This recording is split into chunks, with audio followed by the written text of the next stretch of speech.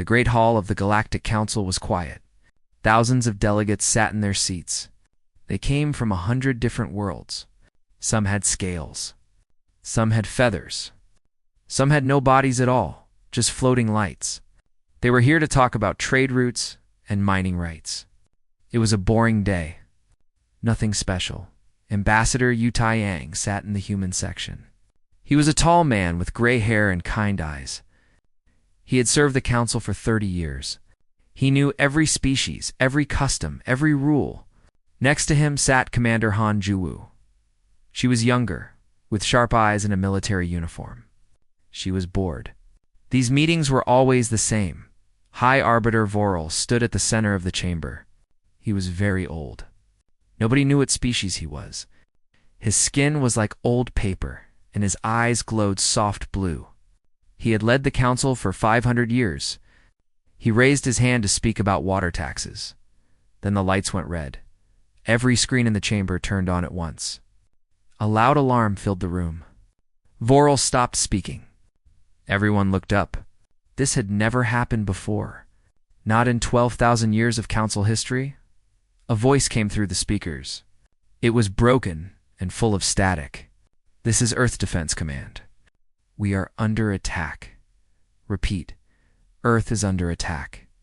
Unknown fleet has entered Sol system. 300 warships. They are not responding to communication. They are heading for Earth. We need the message stopped. The screens went dark. For a long moment, nobody moved. Nobody spoke. The silence was so heavy it felt like a weight on everyone's chest. Taiyang stood up slowly. His face was pale, but his voice was calm. High Arbiter. I request emergency communication with Earth Command. Vorel nodded. His hands were shaking. Granted. Open the channel, communication officers tried. They tried again. And again. Nothing. Earth was not answering. The entire Sol system had gone silent. Whispers spread through the chamber like fire. Delegates looked at each other with wide eyes. Some species had never seen war. They had evolved on peaceful worlds where fighting was unknown. They did not understand what was happening, but they could feel the fear in the room. Commander Hanjuwu pulled out a small device from her pocket. It was a military scanner connected to human spy satellites across the galaxy. She looked at the data, and her face went white. Ambassador, she said quietly. I have information about the attacking fleet. Taiyang leaned close. Tell me, the ships match the design of the Keth Dominion. The words hit Taiyang like a punch. The Keth. They had left Council space 300 years ago. They were warriors, conquerors. They had taken 40 worlds by force before the Council pushed them back. Then they signed a peace treaty and disappeared into the outer regions. Nobody had heard from them since. Vorel heard the name too. His blue eyes went wide. The Keth. That is impossible. They signed the Treaty of Silent Stars. They promised never to attack a homeworld. Any homeworld. That is the most sacred law in the galaxy. Giwu showed him the data. The ship designs match. The energy signatures match. It is them, High Arbiter. The Keith are attacking Earth. The chamber erupted. Delegates shouted in 100 languages. Some demanded more information. Some called for their own fleets. Some simply screamed. The Valari delegate, a creature made of soft pink light, actually fainted. 2 of its attendants caught it before it hit the floor. Vorel raised both hands. Silence. Silence. The room slowly calmed down, but the fear remained. It was in the air, thick and sour. Delegate Rin of the Valari spoke first. Her voice was like music, soft and sad. Why would the Keth do this? Why would anyone attack a homeworld? It is forbidden. It has always been forbidden. War Master Grath stepped forward. He was a large creature, with 4 arms and skin like stone. He commanded the Council's Joint Defense Fleet. His job was to keep peace in the galaxy. He looked at Taiyang with something like pity. The humans are young, Grath said. They joined the Council only 200 years ago. Perhaps the Keth think they are weak. Perhaps they think no one will fight for them. Taiyang listened to these words. He did not react. His face was like a mask, but inside, something was burning. Something old and dark and very, very angry. Gi Wu leaned close to him again. "Sir, I'm receiving fragments. Scattered reports from human ships near the border." "What do they say?" "The Keth fleet reached Earth orbit 20 minutes ago. They broadcast a message demanding surrender. They want resources. They want slaves. They want..." "An Earth's response?" Ji Wu looked at her device. A small smile appeared on her face. It was not a nice smile. It was the smile of a wolf seeing a sheep walk into its den. Earth said no. Taiyang nodded slowly. He looked around the chamber at all the frightened faces. These species had known peace for so long. They had forgotten what humans were. They saw the smiling diplomats, the friendly traders, the curious scientists. They did not see what was underneath. Vorel approached him. The old arbiter's voice was gentle. "Ambassador Yu, I am deeply sorry. The council will meet to discuss a response. We will form a committee. We will vote on sanctions." "We will, High Arbiter," Taiyang said, cutting him off. "With respect. You do not understand?" "Understand what?" Taiyang turned to face the entire council. His voice was quiet, but somehow everyone heard it. Every translator picked it up. Every delegate listened. "You think the Keth have attacked a weak species? You think Earth needs your protection? You are wrong." Grath made a rumbling sound. "Ambassador, I mean no offense, but the Keth have 300 warships. Our records show Earth has perhaps 50. The math is not in your favor." Taiyang almost laughed. "Almost, War Master. Your records are incomplete." "What do you mean?" Instead of answering, Taiyang looked at Ji Wu. She nodded and pressed a button on her device. New images appeared on every screen in the chamber. Live footage from the Sol system. The delegates watched. At first, they saw what they expected. The Keth fleet, massive and terrifying, hanging over the blue marble of Earth. Then they saw something else. Something rising from the planet, from the moon, from Mars, from places that should have been empty. Ships, human ships. Not 50. Not 100. 600 warships, bristling with weapons that the council had never seen before. The chamber went completely silent. Taiyang looked at Vorel. His eyes were calm, but there was fire behind them. Fire that had burned in human hearts since the first cave dweller picked up a rock to defend his family. "High Arbiter," he said softly. "The Keth do not know what they have done, but they are about to learn." He turned and walked toward the exit. Ji Wu followed. Behind them, Consul stared at the screens in complete disbelief. The youngest species in the galaxy had been hiding something, and now the entire universe was going to find out what it was. Deep beneath the mountains of Korea, Admiral Park Suho watched the end of the world on a screen. The command center was built inside solid rock. It had walls 3 meters thick. It could survive a nuclear bomb. It could survive an earthquake. It was designed to survive anything, because humans always prepared for the worst. The screens showed the Keth fleet. 300 warships, each one larger than a city. They hung in Earth's sky like dark clouds. Their weapons pointed at the planet below. At Seoul, at Tokyo, at New York, at Lagos, at every city where humans lived, loved and built their futures. Suho was not young anymore. His hair was white and his face was lined with years of worry, but his eyes were sharp. He had trained his whole life for this moment. He hoped it would never come, but he always knew it might. Admiral. Dr. Lee Minna stood beside him. She was his chief strategic analyst, a small woman with glasses and a brilliant mind. Her tablet showed endless streams of data. "The Keth are broadcasting again. Put it on speaker."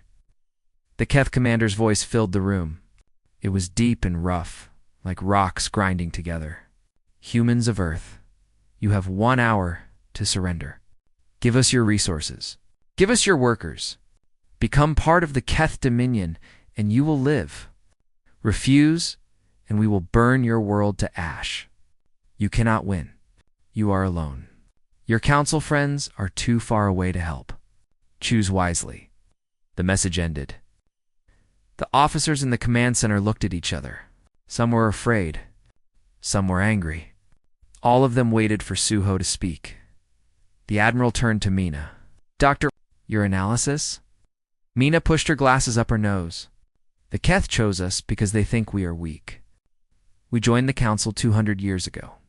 In that time, we have shown them 50 patrol ships, small weapons, basic technology.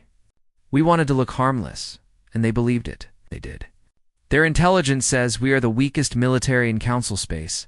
They think this will be easy. Suho nodded slowly. A strange calm settled over him. This was the moment.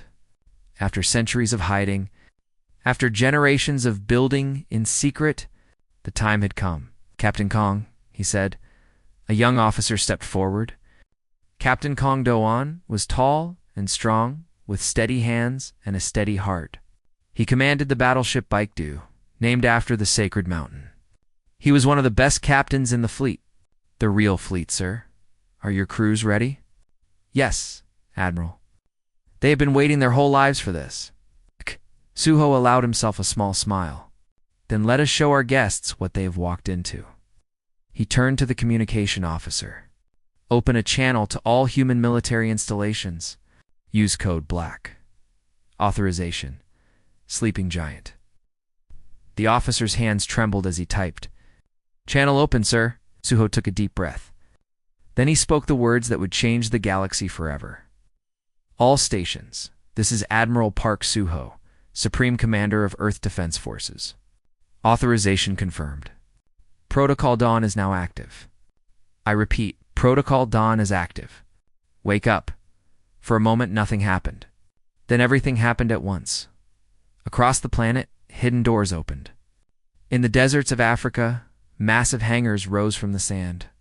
In the mountains of South America, weapon platforms emerged from the rock. In the oceans, submarines that had waited for centuries came to the surface. On the moon, the gray dust shifted. What looked like craters opened like eyes. Defense platforms, each one armed with weapons that could crack a planet, pointed their barrels at the sky. Mars woke up too. The red planet had never been just a colony. It was a fortress. Underground factories came online. Shipyards that had built in darkness now released their creations. Warships, hundreds of them, rose from the Martian soil like dragons from their eggs, and in orbit around Earth. Space itself seemed to shimmer. Cloaking fields that had hidden humanity's true fleet for 200 years finally dropped. Where there had been empty space, there were now ships. Beautiful, terrible ships. 600 warships, each one a masterpiece of human engineering. The Keth fleet stopped moving. They had expected fear. They had expected surrender. They had not expected this. In the command center, Mina watched the data streams update. All stations reporting ready, Admiral. The Baekdu is leading the primary fleet. Moon defense grid is online. Mars assault wings are launching. Enemy response? They appear to be confused, sir. Their communications are going crazy. I think they are trying to decide whether to fight or run. Let me help them decide. Suho pressed a button. Open a channel to the Keth flagship. The screen flickered. The Keth commander appeared. He was massive, covered in dark armor, with 4 eyes that burned with orange light. But those eyes were wide now. Wide with something that might have been fear. This is Admiral Park Suho of Earth's Defense Forces. You came to our home. You threatened our families. You thought we were weak. He paused. You were wrong. The Keth commander found his voice. This is not possible. Our intelligence. Your intelligence was exactly what we wanted you to see. For 200 years, we smiled and nodded and pretended to be harmless. We let you think we were sheep. Suho's eyes grew cold. We are not sheep. The council will not allow. The council is not here. And you made a mistake that your species will remember for 1,000 years. Captain Kong's voice came through the speakers. Admiral, the Baekdu is in position. All weapons charged. Awaiting your order. Suho looked at the Keth commander one last time, You have one chance. Leave our system now. Go back to your space. Never return. If you refuse, not one of your ships will survive. Choose. Commander bared his teeth. You are bluffing. 300 ships against 600. With technology you have never seen. With pilots who have trained their entire lives for war. With a species that has been fighting since before we learned to walk upright. Suho leaned forward. We invented war, Commander. It is what we do. His silence. The Keth commander looked at something off screen. His officers were shouting. His sensors were screaming. The trap he had walked into was closing around him. But he was Keth. His people did not surrender. His people did not run. Then we will destroy you, he snarled, and cut the connection. Suho sighed. He had hoped just a little that they would be smart enough to leave. But deep down, he had known they would not. The Keth were warriors. They would fight to the death, so be it. Captain Kang. Yes, Admiral. Protect our home with pleasure, sir. On every screen, the human fleet began to move. The sleeping giant was awake, and it was angry. The council chamber had never been so loud. Every delegate was shouting. Every screen showed the same impossible images. Human warships, hundreds of them, facing the Keth fleet above Earth. Weapons no one had ever seen before. Technology that should not exist. High Arbiter Vorel stood at the center of it all, his old hands raised, trying to restore order. But no one was listening. The galaxy's leaders were too shocked, too confused, too afraid. Delegate Rin of the Valari floated near the front, her soft pink light flickering with distress. This cannot be real, she whispered. The humans are peaceful. They are traitors. Scientists, artists, they cannot have this. War Master Grath stared at his tactical displays with all four of his eyes. His stone-like face showed something it had never shown before, real fear. My calculations were wrong, he said quietly. I said Earth had 50 ships. I was wrong by a factor of 12. How? Asked a delegate from the Norvin Collective, his tentacles waving in confusion. How did they hide this? Nobody answered. Nobody could. Ambassador Yu Taiyang had left the chamber, but Commander Han Juwu remained. She stood calmly near the human section, watching the chaos with patient eyes. She had expected this reaction. Humans had prepared for this moment too. Vorel finally managed to restore some quiet. His voice was tired but firm. Commander Giwu, you will explain this now. Giwu walked to the center of the chamber. Every eye, every sensor, every translator focused on her. She was a small woman compared to the massive aliens around her. But she did not seem small. Not anymore. Hi, Arbiter. Honored delegates. What you are seeing is real. The human fleet you knew about was a lie. A careful, deliberate lie that we maintained for 200 years. Angry voices rose again. Vorel silenced them with a gesture. Continue. When humanity first encountered alien life, we were not sure what we would find. We hoped for friends, but we prepared for enemies. That is who we are. We always prepare for the worst. You lied to the council, shouted a delegate from the Ven Republic. You violated our trust. Giwu nodded. Yes, we did, and I will not apologize for it. The chamber exploded again.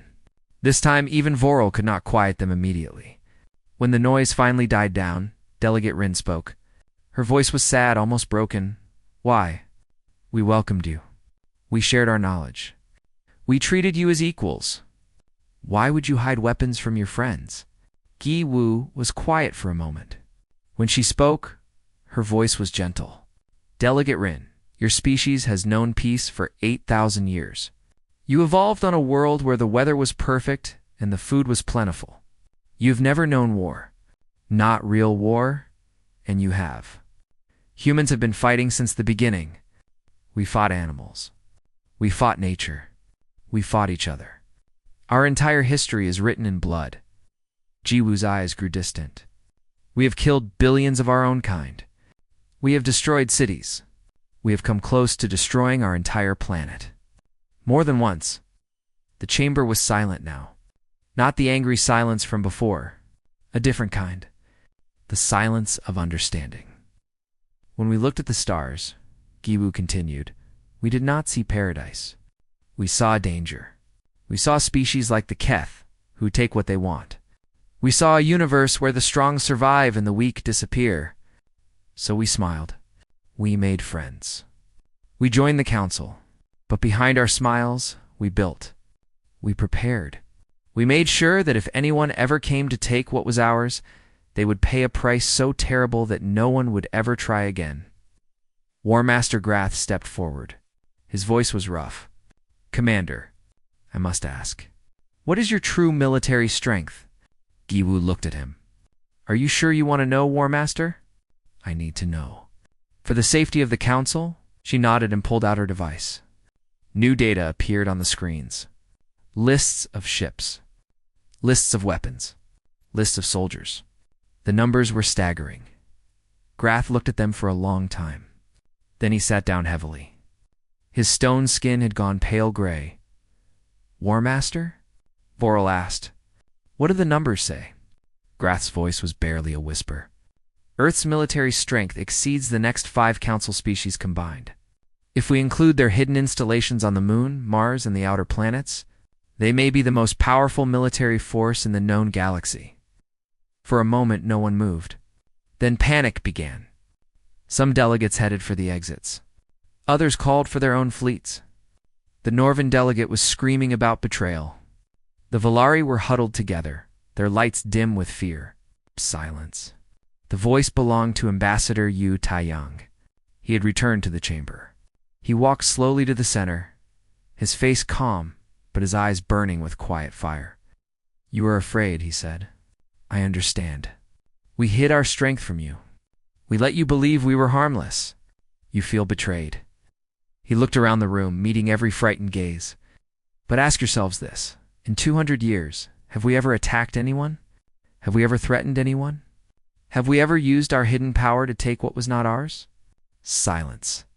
No, we have not. Because we are not conquerors. We do not want your worlds. We do not want your resources. We want only one thing, to be left in peace. Then why hide? Voral asked softly. Why not tell us the truth? Taiyang sighed. Because we have learned a hard lesson, High Arbiter. A lesson written in our own blood. Peace is not given. It is earned. And it is kept only by those strong enough to defend it. He pointed at the screens where the battle was about to begin. The Keth came to Earth because they thought we were weak. They thought they could take everything we love without consequence. They were wrong. His voice hardened. And when this is over, every species in the galaxy will know Earth is not a target. Earth is a warning. War Master Grath stood up again. And what happens to those of us who did not attack you? What happens to the council? Taiyang turned to face him. For a moment, the ambassador's eyes softened.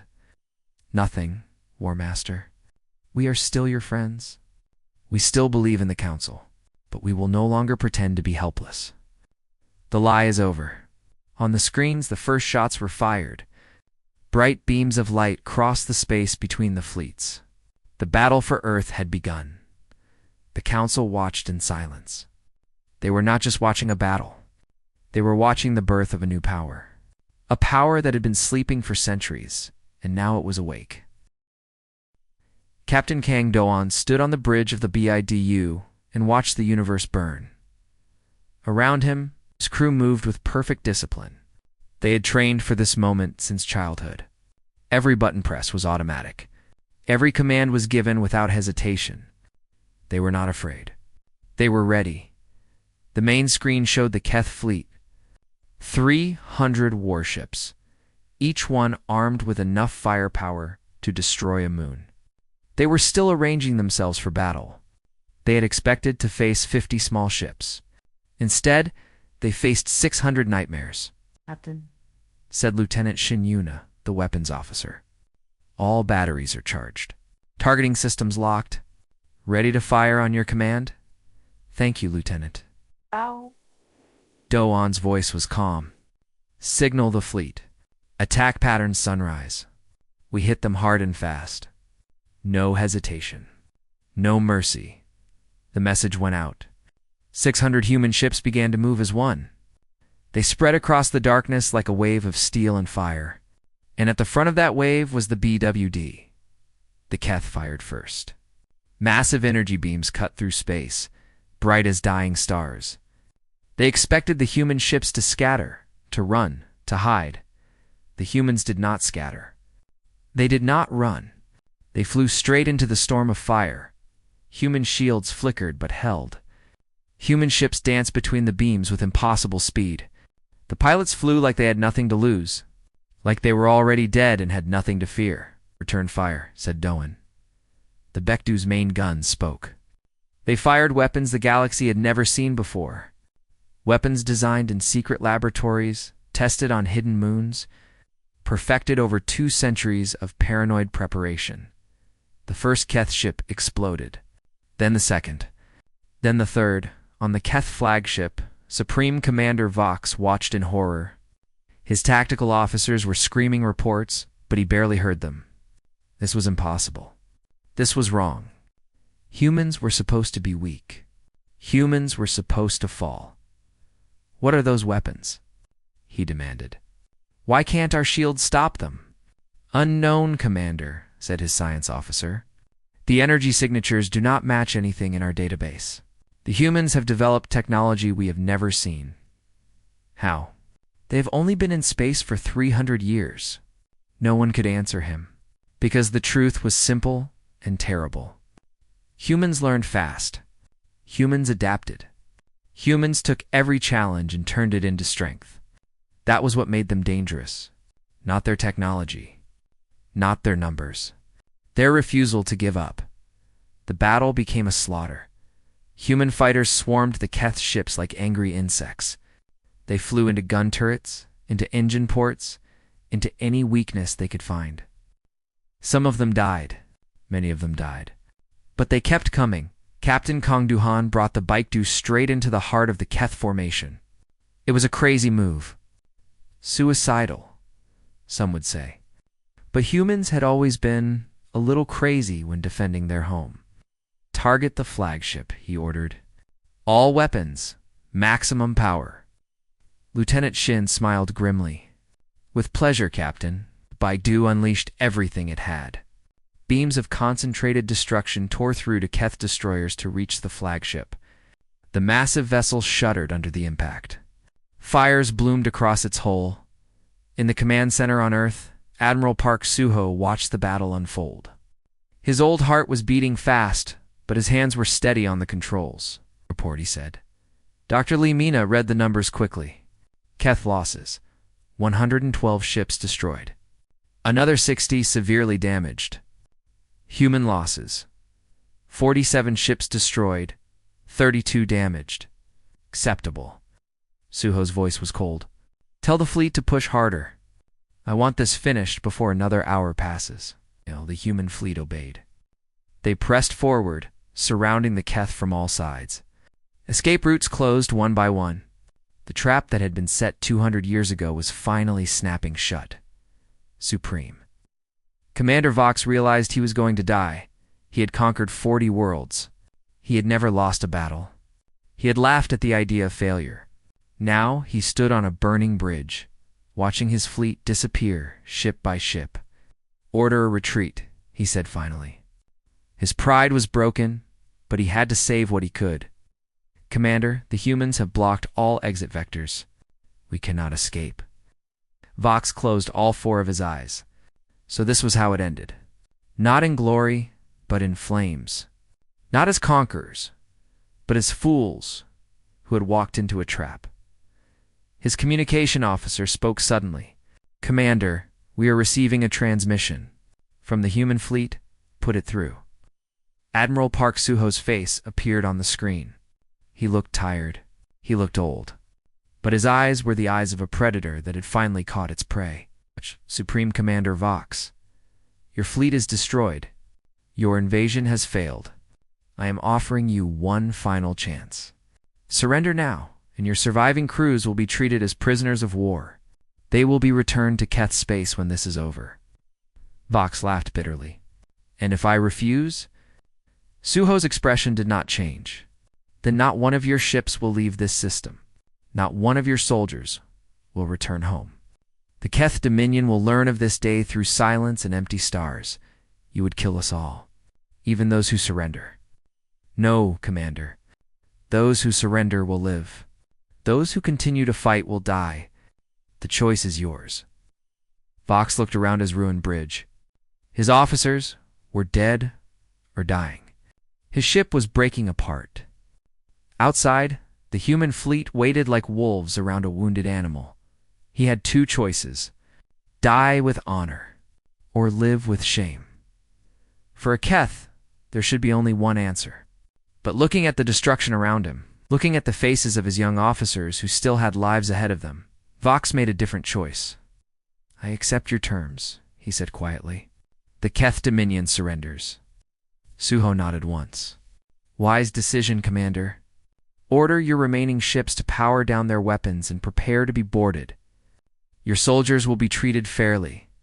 The transmission ended.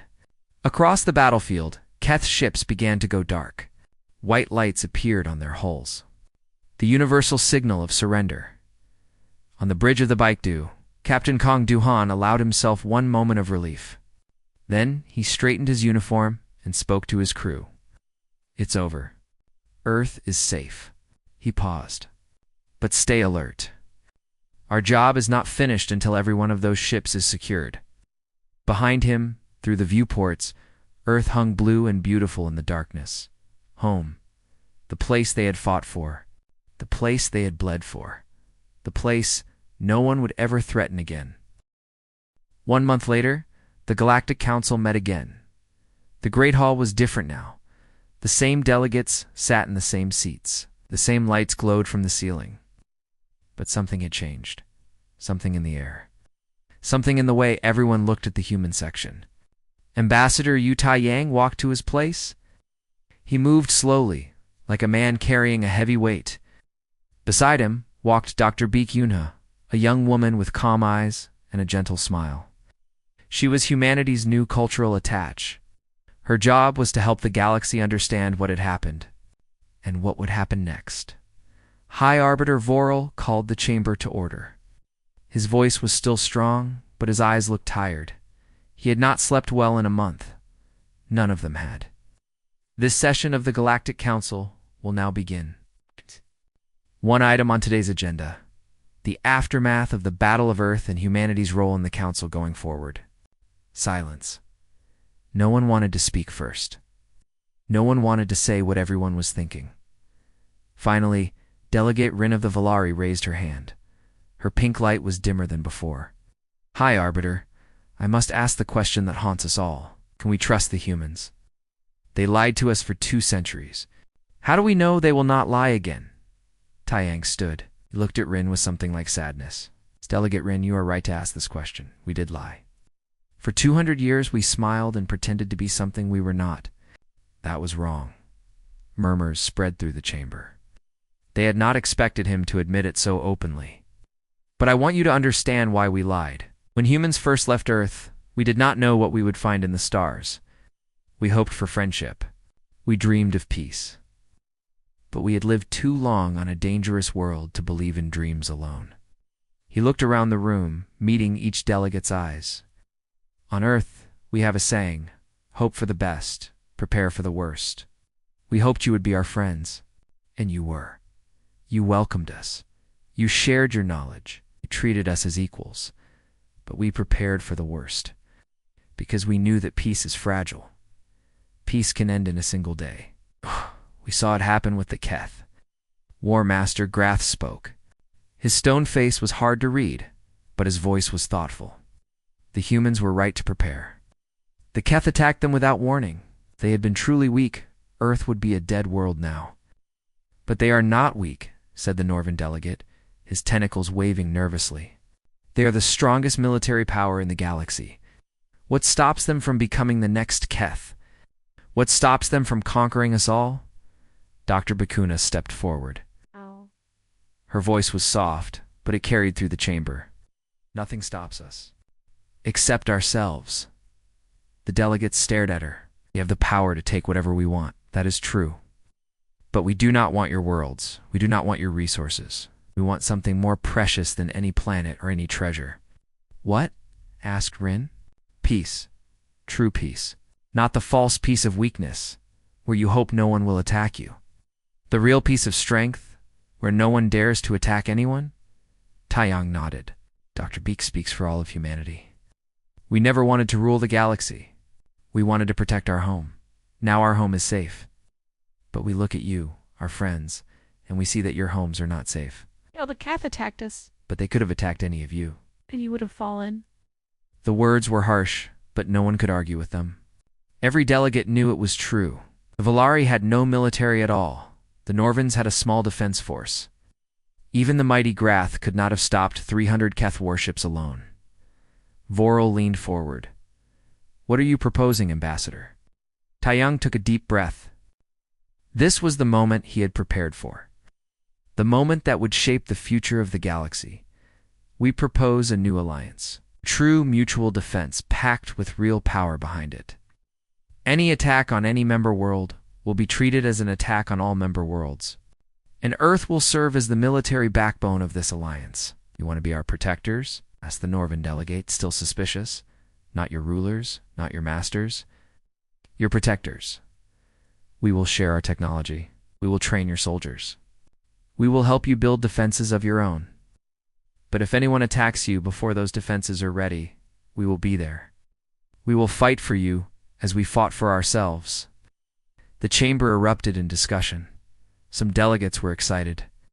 Some were afraid. Some could not decide what to feel. Vorel raised his hand for silence.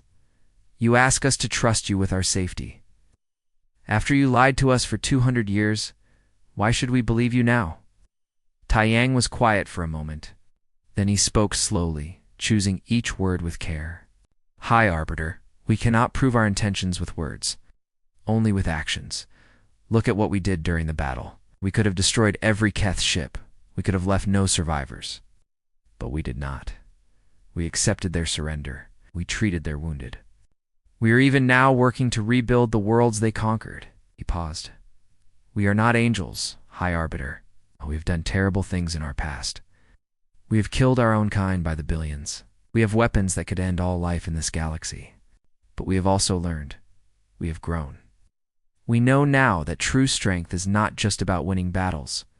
It is about choosing not to fight when you do not have to. Rin floated forward, her light a little brighter now. Said you have a saying. Hope for the best, prepare for the worst. Do you have another saying? It's one that tells us who you want to be? Taiyang smiled for the first time that day. So we have many. But there is one that fits this moment. Speak softly and carry a big stick. Some delegates looked confused. Dr. Bikuna explained quietly. It means be gentle in your words, but strong in your power. Offer peace first, but be ready to defend it. Vorel considered this for a long time. Then he stood. The Council will vote on humanity's proposal. All those in favor of the new alliance, signal now. Lights began to glow around the chamber. First a few, then more, then almost all of them. The vote passed. Taiyang closed his eyes for a moment. The weight on his shoulders felt a little lighter. Not gone, never completely gone, but lighter. Thank you, he said quietly. We will not let you down. As the session ended and delegates began to leave, Vorel approached Taiyang. The old Arbiter's eyes were unreadable. You have changed everything, Ambassador. The galaxy will never be the same. No, High Arbiter, it will not, but perhaps it will be safer. Vorel nodded slowly. I hope you are right, for all our sakes. He walked away, leaving Taiyang alone with Dr. Beak. She looked at him with quiet concern. Do you think they really trust us now? Taiyang watched the delegates leave. Some looked at him with fear, some with respect, some with hope. All of them looked at him differently than before. No, he said honestly. Not yet. Trust takes time. But we have given them a reason to hope. That is a start. Outside the grate, windows of the council chamber, the stars burned bright and cold. Among those stars, Human ships now patrolled, protecting, watching, waiting. The youngest species in the galaxy had become its strongest guardian, not through conquest, not through fear, dead, but through a simple promise. Never again would the innocent fall to the strong. Not while Earth still stood, not while humans still drew breath. The galaxy had learned its lesson. And the lesson was this: do not strike Earth, because Earth strikes back.